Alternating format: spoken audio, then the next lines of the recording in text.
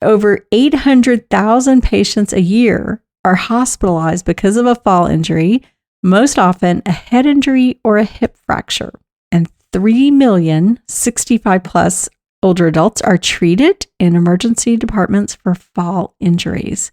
Whew, that makes you think. That's pretty scary stuff. I mean, the big question is why? Why are older adults more likely to fall? Welcome to Aging in Style, the podcast dedicated to celebrating aging and what it takes to do it well. I'm Lori Williams. I'm a certified senior advisor and senior housing expert. In each episode, you'll learn stories of older adults who are thriving in their 70s, 80s, 90s, and in some cases in their hundreds. Whether you're an older adult or the child of an older adult, this podcast is filled with insightful resources, organizations that are doing incredible work, and stories that will inspire you to volunteer, learn, and who knows, maybe even skydive in your golden years. Hi, welcome to today's episode of Aging in Style. I'm glad you're here, and I've got some information to share with you about fall prevention. And I was thinking about fall today because it actually is finally fall here in Dallas. We had the most intense summer ever, and I think we're all just so excited to have a little cooler weather. And I'm thinking it might be in the 80s this evening, maybe the 90s, because, after 110, 90 feels cool. But whatever it is, I'm happy to have some cooler weather, and it's got me thinking about fall, which led me to fall prevention. And then also I talked to my mother today, and she had a fall last week, and she's 83, almost 84. She's okay, but she had one of those, probably the most common type of fall that we see in senior living, which is she got up in the night to go to the bathroom, didn't turn the light on, and she fell. So that just really had me thinking about it's time to review fall risk, the fall statistics, and what we can do to be safer. And we've talked about fall prevention in the past on the show. Typically, September is fall prevention month, so we've missed that just by a few days. We're into October. But some scary statistics I have, and I want to share with y'all. I got these last week. I was at an event put on by our local hospital, and they had a nurse there who was talking about falls and what they see at their hospital. And it was quite alarming. So in the audience, it was mostly older adults, and they threw out this first statistic, which is 1 in 4 adults age 65 and older fall each year. That's pretty scary. Well, they look out at this audience of older adults and they say, look around you. 1 in 4 are going to fall. And they're all like pointing at each other because they don't want to be the one that's going to fall. But that is pretty alarming when you look out at this whole group of people and maybe there's 4 people at your table. One of those people at your table is going to fall. Another scary statistic they threw out there is that among adults 65 and over, falls are the leading cause of injury death. So they end up dying from these injuries. And over 800,000 patients a year are hospitalized because of a fall injury, most often a head injury or a hip fracture. And 3 million 65 plus older adults are treated in emergency departments for fall injuries. Whew, that makes you think. That's pretty scary stuff. I mean, the big question is why? Why are older adults more likely to fall? And there's several reasons. One would be comorbidities. They make them more susceptible to fall. So what is a comorbidity? It just means that other disease or medical condition that a patient may simultaneously have. So for example, maybe they have diabetes. If you have diabetes, possibly you may have neuropathy in your feet. Neuropathy is a numbness. So imagine that you have numbness in your feet. That's going to put you at an increased risk of falling.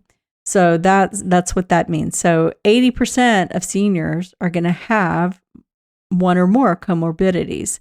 And then if an older adult has 2 or more health problems, that may cause 30% increase risk of falling. So that could be an example, like if they've had a stroke, They have weakness that may have come with that stroke. Maybe it weakened their leg or their arm or whatever it may be, an entire side, whatever, that is going to cause, put them at an increased risk of falling. Another risk factor, our older adults commonly take multiple medications. That's called polypharmacy. We're learning so many new words today. But when you take multiple medications, they can cause dizziness, low blood pressure, drowsiness. There's always some side effect, right? And a lot of older adults are on blood thinners, and blood thinners can worsen injuries. If they fall and hit their head or whatever it may be, they're going to bleed a lot more than if they weren't on blood thinners.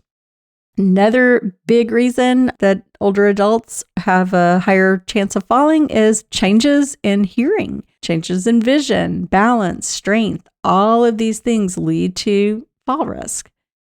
And then this one, and I'm going to tell you, I have run across a lot of older adults who have developed this, and it is called a fear of falling.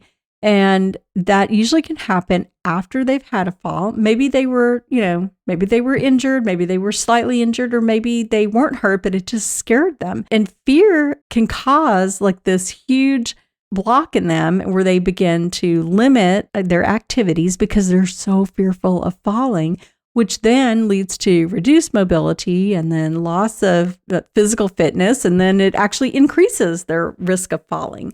So it's just this whole vicious cycle that they get into, and they think I'm very cautious or fearful, and I'm just not going to do anything. And you can't do that because, like I said, it just leads to a higher risk of falling. So the biggest thing we can do is prevent falls.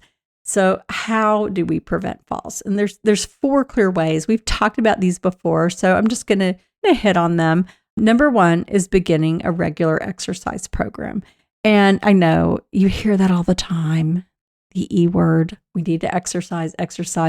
And, I'm with you if you're not a big exerciser. I wish I loved exercising. It's a struggle for me, I'll be completely honest. But it makes such a difference in quality of life. And I want a good quality of life. And I'm sure everyone listening wants a good quality of life. And the older we get, that's the key right there, is to keep moving and keep exercising. So even if it's just going for a walk in your neighborhood or riding on a stationary bike or doing some chair yoga, doing something, get your body moving. That really truly is the key to everything.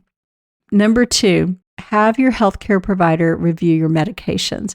Just make sure that you are not taking medications that maybe counteract each other, or maybe one doctor prescribed a blood pressure medication over here and another doctor prescribed, a different kind of blood pressure medication. Maybe you're taking 2 of the same thing, whatever it may be. You need to get all that checked out and make sure your medications are straight. There's a lot of older adults are on lots and lots of medication, and you have to be so careful about it. Okay, number 3, have your vision checked. Your vision can change. We should all be having our vision checked every year, especially if you're an older adult. You could be developing macular degeneration. There could be all kinds of things happening. So need to make sure that you are going every year and having it checked. Or if you notice something, don't ignore it. Go get it checked out. And then the big one, number 4, make your home safer. We're going to spend a few minutes talking about this because there are so many things that we can do. And I know I've talked about this on other podcasts, but it's so important. So we're going to hit on all of these again. So night lights. We definitely want night lights because most falls happen at night when people are going from their bed. They wake up and have to go to the bathroom. If you're an older adult, you probably get up a couple of times at night to go to the bathroom. So you don't want to fall. Let's make sure pathways are clear to the bathroom. We have night lights. I think it's really important, especially as you're getting older, but make sure that you have maybe a raised toilet seat. That's going to make it easier for you. Have grab bars in the bathroom. Get rid of throw rugs. Don't have anything that you could possibly step on and slip forward. just make sure you have the safe pathways to the bathroom, safe pathways throughout your house. Get rid of clutter and anything that you could trip on. We actually had a lady who slipped on a magazine. So pick everything up. Really important in your bathroom, because that's where, like I said, most people fall, because, we have water, we're in the shower. So let's have resistant strips put down, skid resistant strips or rubber mats. I just bought through Amazon. I love Amazon so much. I think they come to visit me once a day. Anyhow, I put in this beautiful shower for my husband because, as most of you know, he had 4 strokes at Christmas. And so has some mobility issues. So I needed to put some little rubber, thingies down so that it wouldn't be a slipping hazard. And so I ordered these little thingies to put down. I can't even think what they're called now. And they ended up being completely clear. I had no idea. I'd like to say I did this on purpose, but I didn't. So we put them down. You can't even see them, but they have like the rough texture to it. But the shower still looks beautiful. You don't see anything, marring the beauty of it. But it's safe for him. So there's so many things out there. You just get on Amazon and you may accidentally find something like that, like I did. But there's so many great products out there to put in your house, and it's not going to make it look ugly. So sometimes people are worried, this is not going to make my house look pretty or whatever, but you can't even see these little stickers. Also, really important, don't use high gloss floor wax, another slip hazard for people. And use a wide base sturdy step stool. If you're going to be getting up on a step stool at all, make sure it's not rickety and falling apart and it has a wide base. That is the key. Also, we have found that a lot of falls happen when you're trying to get something from an upper cabinet.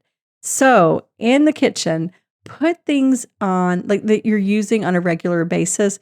Put them down where you can reach them, put them in lower cabinets, or put things even on the countertop so you're not having to get on a step stool all the time to get these items down. I think those are all the really big ones. Oh, this was an interesting one I hadn't thought about, and they mentioned it at this event I was at. Always sit while getting dressed. And I don't. I mean, I stand up while I get dressed. I mean, I sit down and put my socks and shoes on, but, to put my pants on, I'm standing up. But a lot of people fall that way. So the older you get, your balance may be a little bit off. Don't even take a chance. Just sit down to get dressed. And then I added this one because this happened to me this evening. And if you have dogs or cats or any animals, be aware of where they are, because tripping over animals happens. And I did that this evening. I was in my kitchen cooking dinner, and I have my Sadie, who's a golden retriever. I talk about her all the time because she is my baby. I love this dog.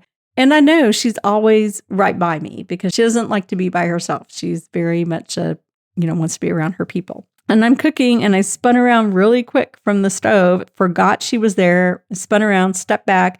I immediately knew I felt something soft and mushy, and it was her paw.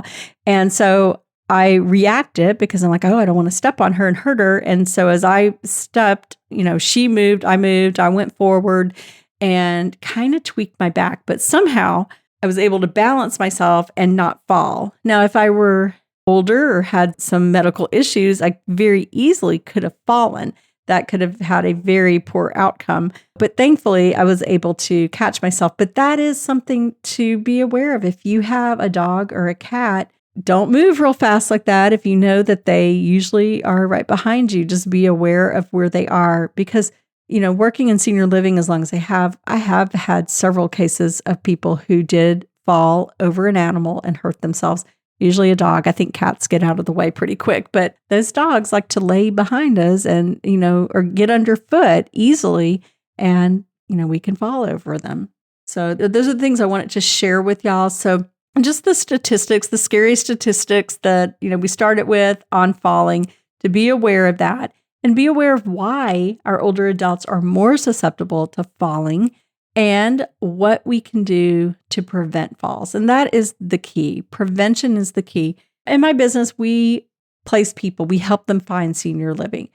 But I want to tell you this is that we understand people want to stay home as long as possible. I 100% get that. I want to stay home as long as possible as well. And that's wonderful as long as you can safely do it. And our goal, honestly, is to keep you safe. I don't want you to fall and call me because you can no longer be at home by yourself. I want you to stay home. I want you to be safe. I don't want you to fall. So please listen to all these tips that we've given you, be aware, and do the things that are going to prevent you falling and let you stay in your house and happy, healthy, and strong. That's my wish for everyone. So please share this podcast with all of your friends and family members, and let's keep them safe too. And if you haven't listen to some of our other podcasts, please go and subscribe to it and go back and listen. We've done lots and lots and lots of podcasts, and we have some great information out there. And I just think knowledge is power. So go and listen. And thank you so much for listening to the podcast. And be sure to subscribe and share with your friends and family. And we will talk to you next week. Bye-bye.